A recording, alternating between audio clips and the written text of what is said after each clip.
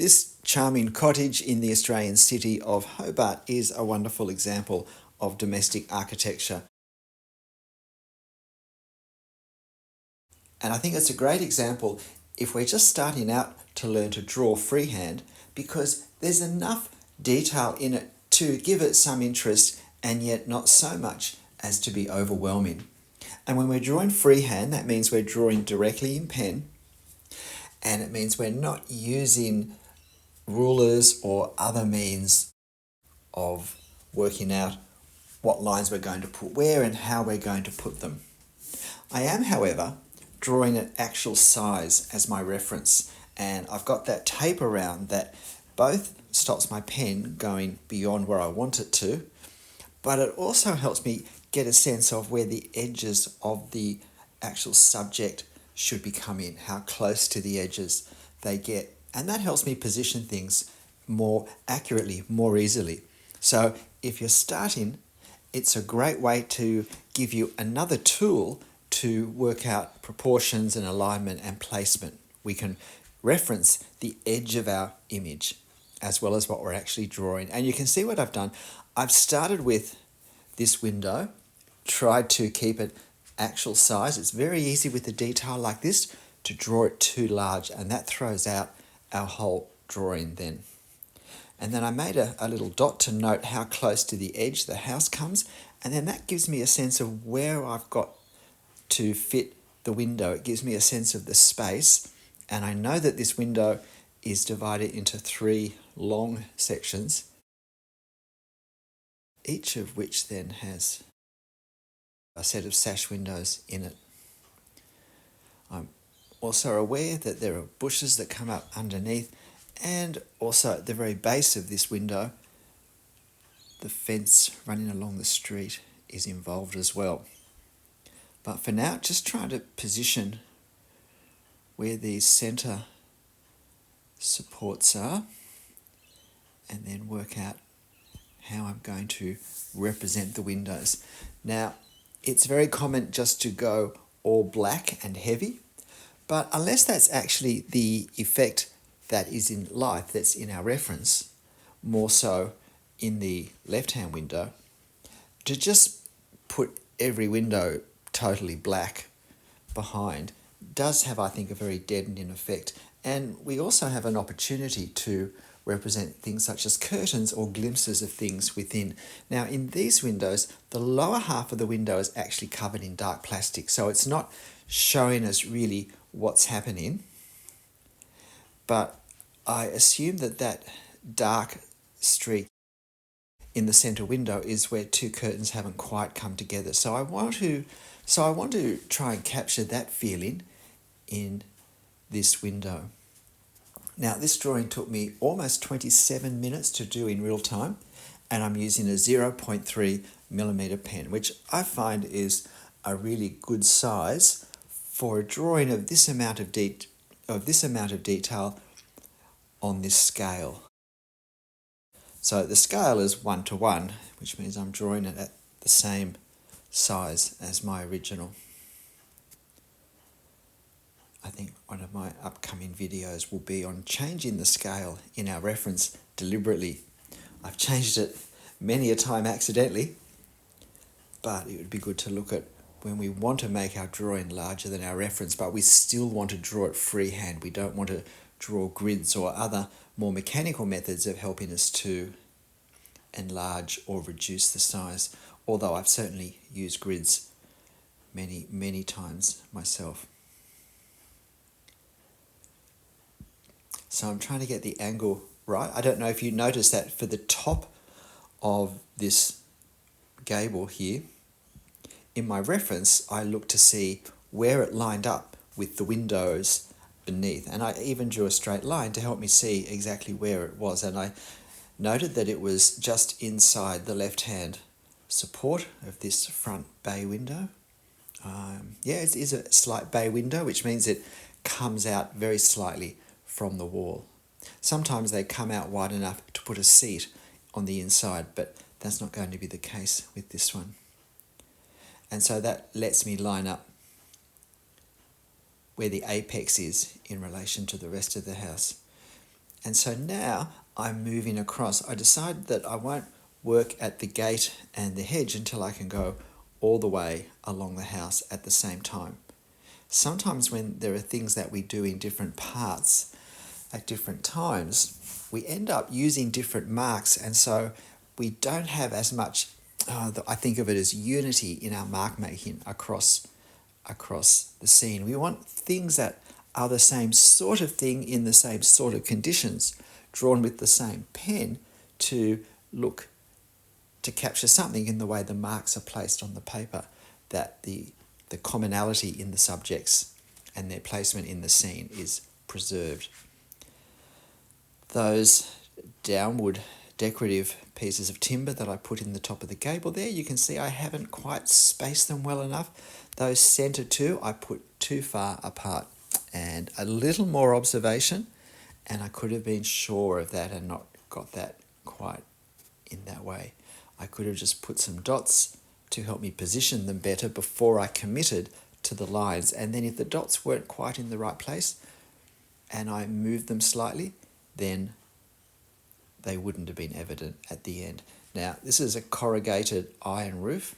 Corrugated simply means wavy, this pressed wavy metal that was, and still is, very common in Australian domestic architecture. In fact, it's having a great comeback now. Many people have got rid of their old tiled roofs and they've put a brand new, never need painting roof on out of corrugated iron. And you'll notice that I've just done some lines to represent the corrugated effect, the way it catches the shadows. And if you look, you'll see that in the reference, the corrugations coming straight down over the porch that are closer to the centre of the house are more vertical, and as they go to the left, the angle increases. They slide out, the angle slides out to the left more and more. And that's an important sort of detail to firstly observe and then to try and capture. Now, I'm only using pen with this. I'm not going to use any markers. So any shadows or any colour needs to be represented by lines, ink lines. It's always good to work that out first because that does affect some of the choices that we make later on.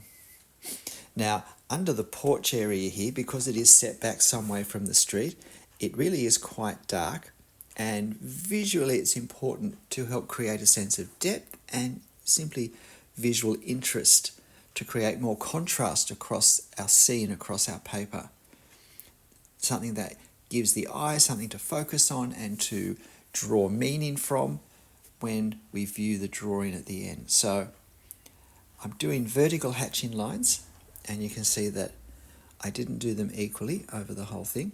I did more of them up the top where the shadow was darker, and I'm going to do more when I finish doing the fence. Now, with this fence, if you look at the reference, you'll think, well, you could just do the fence over the top of the house. But generally, I find that's not a very satisfactory effect. It works in that we know what it is, but I don't feel it looks as real as I don't feel it looks as natural in some ways as what I'm doing now, which is I'm drawing the fence in, and then between those vertical bars, I'm going to draw what we see through the fence. And I find that even though that takes a bit more time, I mean, this probably would have taken me 7 or 8 minutes less if I'd just drawn the fence over the top of everything else. But have a look at the effect that I create this way, and just imagine if I'd simply drawn the lines down over the top and think, do I think it would have looked better? Or this gives more of a sense of depth, more of a sense of there's something in front of something else, because creating a sense of depth is incredibly important, I think, if we want to create a realistic effect. Because when we draw, we're not really drawing objects, we're creating visual effects. So with this house, yes, there is a lot of architecture, but there's shadows and there's shade and there's reflections and there's things we're seeing through. And I want to capture the effect of all of these. Accurate architecture is merely the starting point.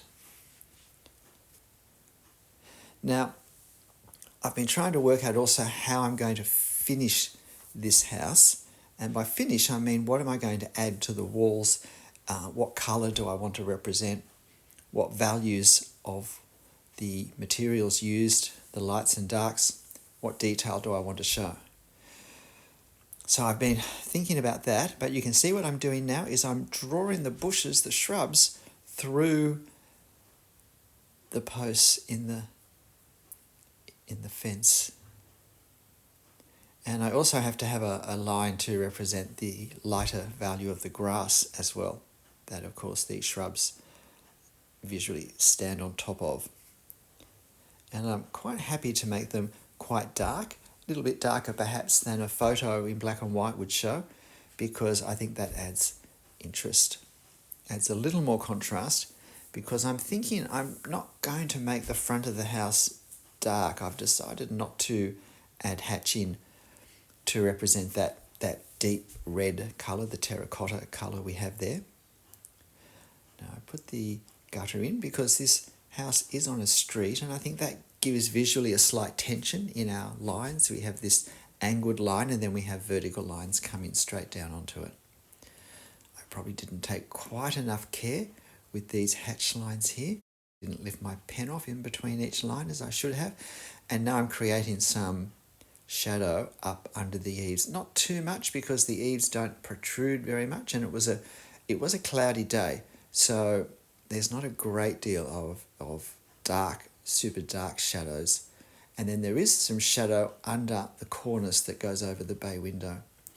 And now I decide that I want to add the suggestion of brickwork. Now I'm using my pen very, very lightly. It's barely touching, and it's not a very new pen, so the ink is very sparse when I use it this way. And I just want to put a few suggestions of bricks. I don't want to start drawing all the bricks, because then when will I stop?